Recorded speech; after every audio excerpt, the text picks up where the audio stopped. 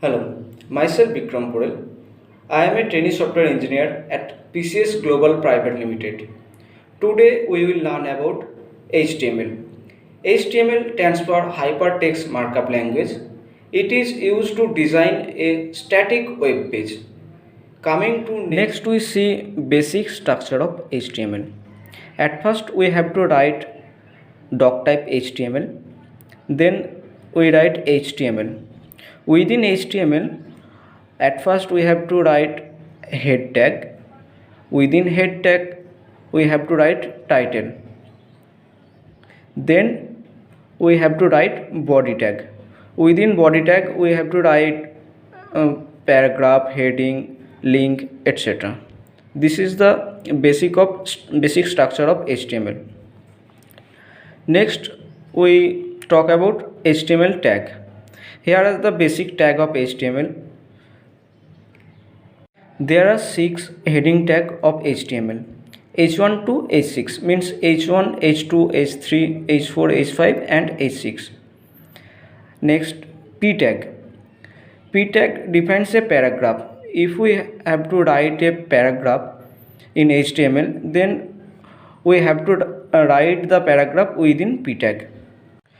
Next is anchor tag. So what is anchor tag? The anchor tag defines a hyperlink which is used to link from one page to another page. Within this anchor tag we have to define the address of link. And coming to the next is image tag. Image tag is used to link an image in HTML page. Next we are coming to bear tag. Bear tag defines a single line break. If we write a paragraph, we want a line jump, so we have to write a bear tag. Next we will learn how to use anchor tag.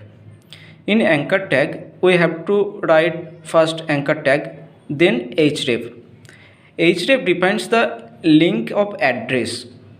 Within this href we have to write the link of address, and here we have to write the link name, and last we have to close the anchor tag.